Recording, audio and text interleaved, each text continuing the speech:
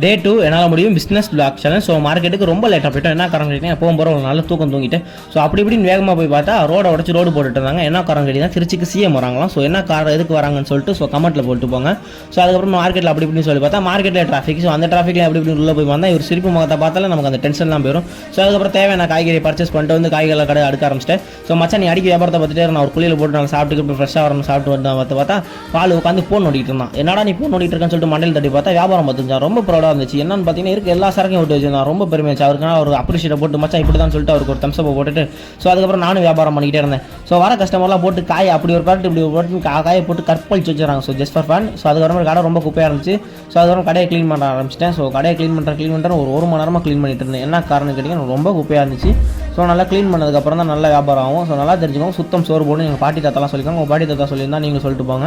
So அதுக்கப்புறமேட்டு நல்லா clean பண்ணதுக்கப்புறமேட்டு நல்லா வியாபாரம் நடக்க ஆரம்பிச்சிச்சு. ஸோ நல்லா சேல்ஸ் ஆச்சு. ஸோ கல்லாப்பட்டியில் காசு சதறி கிடந்துச்சு. ஸோ அதுக்கு ஒரு காரணம் ஒன்றுமே சொல்லிட்டு ஒரு டப்பியில் சொல்லிட்டு காசு பண்ணுமேன்னு சொல்லிட்டு ஒரு கிரியேட்டிவாக ஒரு டப்பா கிழிச்சு வச்சிருந்தேன். ஸோ இது நல்லா இருந்துச்சுன்னா ஒரு கமெண்ட்டில் ஒரு ஆர்டின் போட்டு விட்டுப்பாங்க.